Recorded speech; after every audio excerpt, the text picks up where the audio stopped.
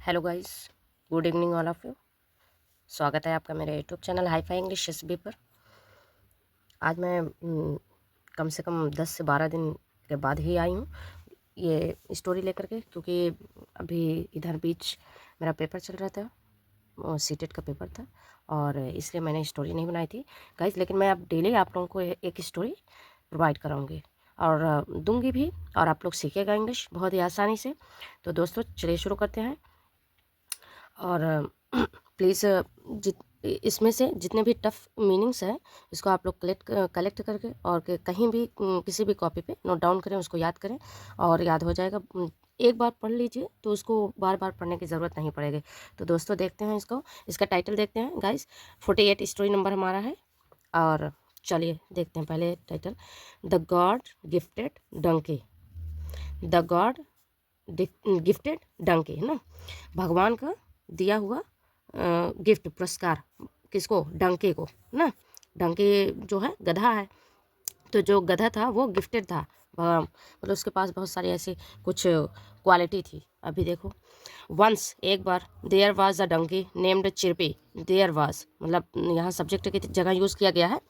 तो एक गधा था जिसका नाम था चिरपी था।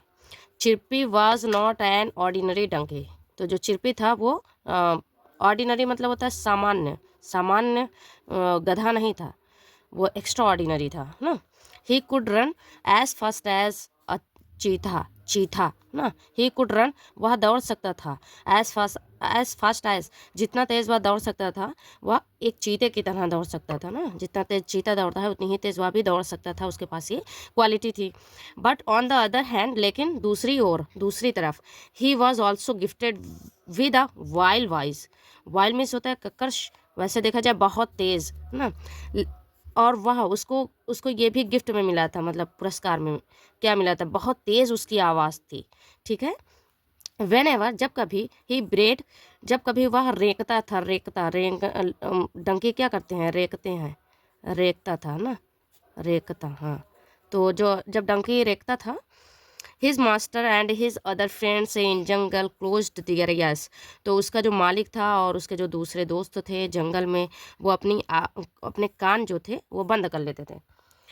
Once while carrying a load for his master, he saw a most beautiful donkey।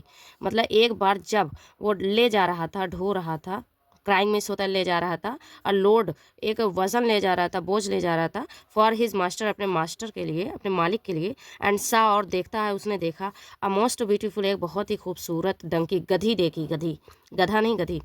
And fail और मतलब फेल मीन्स होता है गिरना, लेकिन यहाँ पे इसका सेंस गिरने का नहीं होगा। फेल इन लव प्यार में पड़ गया ना, विद हर उसके साथ, मतलब उससे प्यार में पड़ गया। And desire to marry her और उसने इच्छा की, चाहत की शादी करने के लिए उससे। बट हिज बिलव्ड लेकिन जो उसका बिलव्ड, जो उसका प्रेम, उसकी प्रेमिका थी, kept a condition.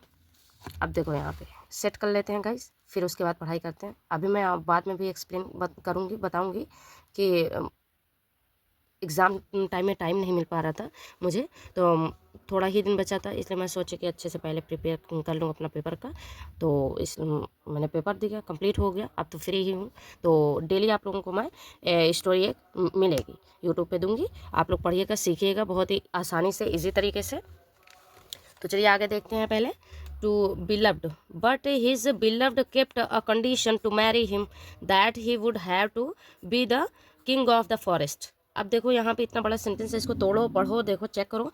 But his beloved लेकिन उसकी जो प्रेमिका थी, उसने रखा, कीप केप्ट सेकंड फॉर्म में रखा, अ कंडीशन एक शर्त रखी शादी करने के लिए उससे, दैट कि ही वुड हैव टू उसको होगा, करना होगा, क्या करना होगा? बी द किंग राजा होना पड़ेगा, ऑफ द फॉरेस्ट जंगल का राजा होना पड़ेगा। उसकी जो प्रेमिका थी उसने एक शर्त रखी, यही वाली। Hearing this Chirpy became very sad and went to the lion to express his desire to become the king. अब हियरिंग दिस, यह सुनकर चिरपी जो था वो हो गया, बन गया, वेरी सैड बहुत ही दुखी बन गया, दुखी हो गया।